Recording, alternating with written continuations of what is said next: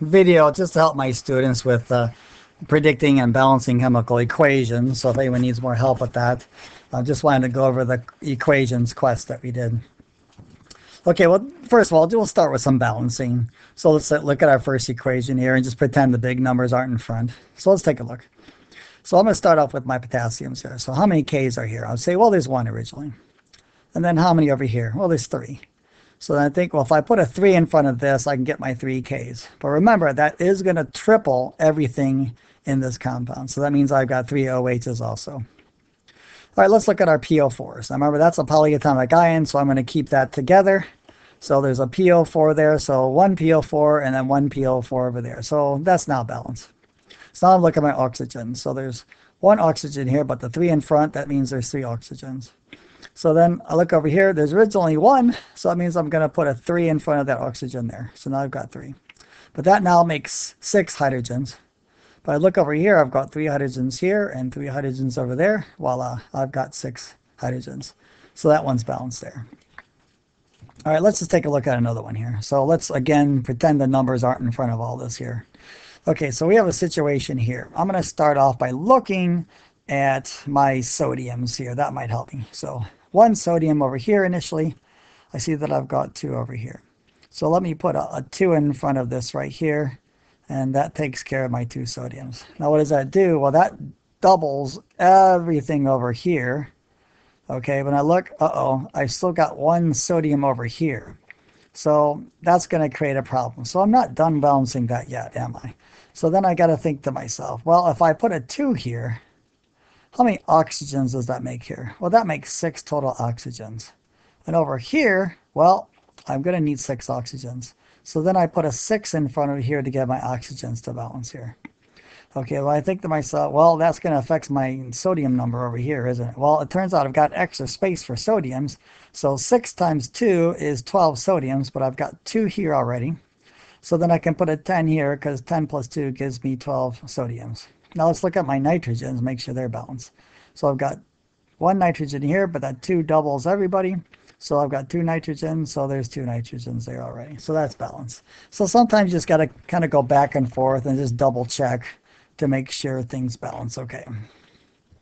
Okay, now what's step 2 here? Step 2 is writing and balancing chemical equations. Okay, let's take a look at this one here. So manganese 7 chlorate, so that means manganese of a +7, chlorate -1. So then I got to crisscross my charges. There's a 1 here that goes down there. We don't write those, but there's a +7 here, so that 7 goes down here. Remember, this does not mean put a 7 down here. That means put a +7 here and crisscross charges. Calcium sulfate, well, calcium's +2, sulfate -2. That's balanced. Again, manganese 7 sulfate. Okay, so I've got a +7 and a -2. The 2 goes down there, the 7 goes down there as a crisscross. That's the correct formula there. And then finally, calcium chloride. So Ca +2 and then ClO3 -1. Okay, I would put a 1 down there and put a 2 down there because I'm crisscrossing my charges again. Okay, then it's time to balance this once we write everything correctly. Okay, so let's take a look here. So I notice I have 7 SO4s here. And I've only got 1 SO4 there. So notice how that polyatomic is staying together, so I'm just going to balance it. So that's why I'm going to put a 7 in front of here. Now that, of course, makes me have 7 calciums here. So then I look over here, oh, only 1 calcium, so I put a 7 right there. Now what does that do? Well, that creates 7 times 2, which is 14 chlorates, ClO3s. Remember, that's a polyatomic ion. So I go over here, I see that there's 7. So if I put a 2 in front of there, 2 times my 7 gives me 14. Now what does that do for my manganese? Well, I've got 2 manganese. Okay, so I need a 2 there. Well, I've already got a 2 there. Yay. So it all balances out just like that. So just keep going back and forth and make sure things balance. But make sure you crisscross all charges first. But, you know, write your chemical formulas correctly before you go to any balancing. Because if you don't do that correctly, then you have to fix things in the end anyways. Okay. Now we'll move on to step 3, which is predicting and balancing chemical equations. And there are 5 kinds that you're going to have to do. Okay, and there's a reminder here that diatomic elements are nitrogen, oxygen, hydrogen, and anything in group 17, which is your halogens. Okay, let's start off. We have francium plus iodine. These are just 2 elements. So in class, I told you marry these guys. Okay, what does that mean? This has to be a synthesis reaction. You've got two elements, so let's put them together. So we got francium plus iodine. Now remember, iodine is a group 17 halogen, so that's an I2. So we're going to put them together. What does francium make? A +1 charge. Iodine makes a -1 charge, so that stays the same, +1, -1. So then we just balance it by putting a 2 here and a 2 there. So this is a synthesis reaction. Two elements, put them together. Next one. So we have an element here and a compound. So what do we have here? There's a couple, and there's an element all by himself. So what's going to happen? This is a single displacement. Barium is going to kick tin out of here and try to go with the nitrate. Let's see what happens here. So we have barium plus tin, 4 nitrate. Notice how I'm crisscrossing my charges correctly. Tin is a +4, nitrate is a -1. So then I need a 4 here and a 1 down there. So what's going to happen? Barium will kick tin out and now be with the nitrate. So we have barium +2, nitrate -1. Re-crisscross your charges. There should be a 2 here. And now tin all by himself. So this is a boy kicking another boy out to go with the girl. Remember, metals will kick other metals out in order to go with the non-metal. So then we just balance the equation when we're done. We need a 2 and a 2 there, and that takes care of it. What about the next one? We have a carbon compound plus oxygen. This has to be combustion. Anytime you see combustion, write carbon dioxide and water as your products. Immediately do that. And then your job is to balance this one when you're done. Now this one, remember, the oxygen is in 2 different places, so it does offer a unique challenge here. If you take a look at this, I want to balance my carbons first. There's 4, only 1 here, so I put a 4 in front.